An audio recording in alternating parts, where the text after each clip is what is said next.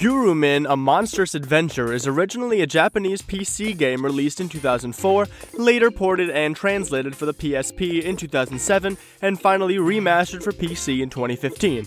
The characters are cute, but the story's bland. The levels are carbon copies of each other, and none of the characters had any depth to their personalities. The combat didn't flow well, and the platforming was floaty and awkward. Now you might be saying, Xemptful, this is a game from the early 2000s, give it a break! And to that, I might remind you what else was already out at the time. Spyro for the PlayStation, SpongeBob Battle for Bikini Bottom, Sly Cooper, Banjo-Kazooie. These games drew me in right away, and I played them for hours. I couldn't get through an hour of this game. The overall story direction is slow, and it seems to drag from one scene to the next. The worst part is, you can't skip these stupid cutscenes. It feels like the voice actors are also just talking to themselves rather than realistically interacting. What do we do? Oh, I know. 2 out of 10. Liyue is an indie JRPG released in 2016. The story focuses on this young dragon who's able to physically manifest lies in order to feed herself. She's basically a living lie detector, which is kinda cool, but the game itself was boring. The combat is repetitive and mundane, there's few places to explore, in-game money is useless, and the story is short and lacking. There are also very few consequences if you mess up. The only redeeming quality of this game is its cute overall art style and brief animated sequences. The game was also pretty inexpensive and comes with 3 seasons, though you lose all your progress and basically have to start all over with each new season.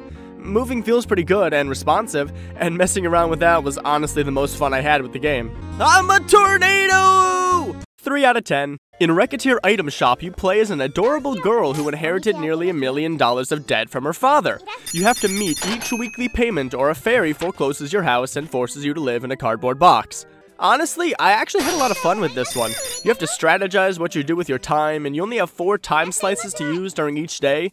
You end up planning ahead, and the fluxes in the market, which either increase or decrease the amount an item is worth, keeps you on your toes. There's also a dungeon crawling aspect of the game, which is pretty neat, however it's seemingly pointless after the first week. You just don't make enough money from the items in the dungeons. You're better off just buying from the merchant and selling those items. I lost my first playthrough because I went to the dungeon too often.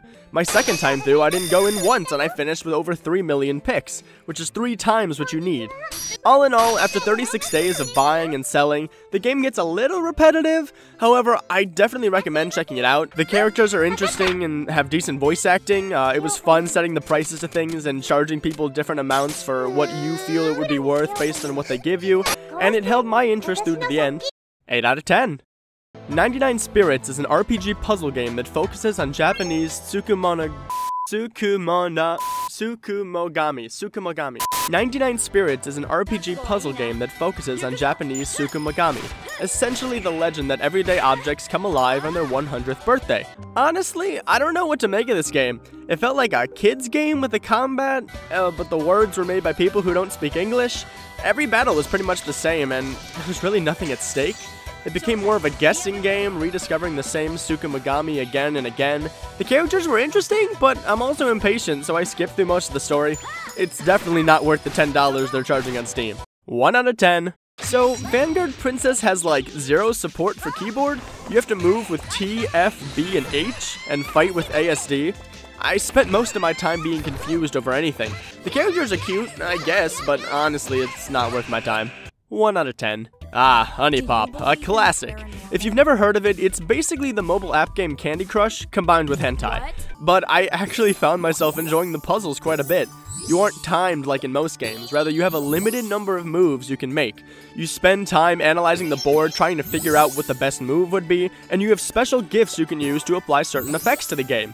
The puzzles grow increasingly more difficult as you persist, and I found myself grinding, if you will, in order to gain more honey and level up various traits while simultaneously, completing each character. Would recommend 6 out of 10. Hyperdimension Neptunia Rebirth 1 is a turn-based RPG.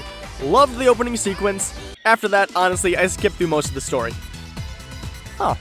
The art style was pretty great until I actually got into the game. The levels are blocky, and most of the time you can just run right past enemies. She makes this annoying sound every time you jump.